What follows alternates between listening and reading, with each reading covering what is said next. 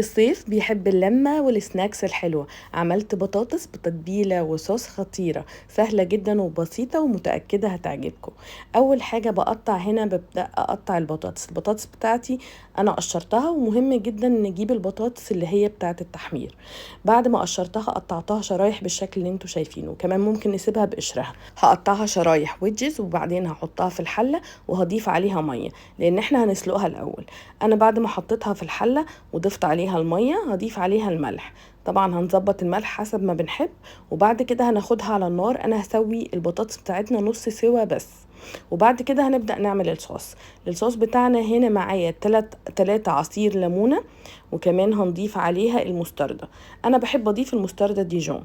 ضيفوا المستردة المتوفرة عندكم، ممكن مستردة عادية عادي جدا. هضيف معلقتين من مستردة ديجون، وبعد كده هضيف عليها رشة من الفلفل الاسود.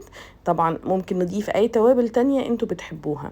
وطبعا هنضيف رشة كمان من الملح، بس خلي بالنا لان احنا بنسلقها في ملح، مية وملح. وكمان هنضيف 3 معالق من عسل النحل. هضيف 3 معالق من عسل النحل، وكل المقادير بالظبط هكتبها لكم تحت الفيديو.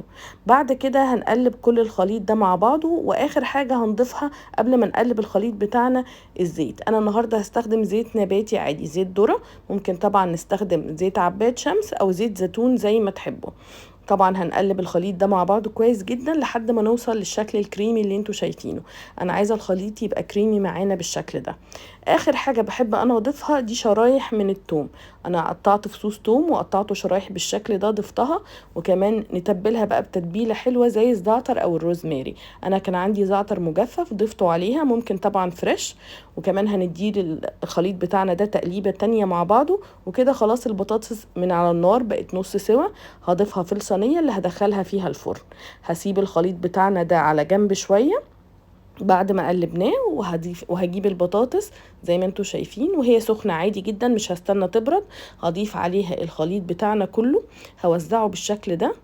وبعدين طبعا هنقلبه كده تقليبه بالمعلقه، بس ناخد بالنا علشان ما نكسرش البطاطس. بعد ما اقلبه تقليبه بالشكل اللي انتوا شايفينه ده، كده خلاص البطاطس جاهزه تدخل الفرن. طبعا ممكن نعمل الخطوه دي وندخلها في الاير فراير لو حابين. انا هدخلها الفرن على درجه حراره من 190 ل 200 حسب الفرن بتاعنا، في الرف وسط.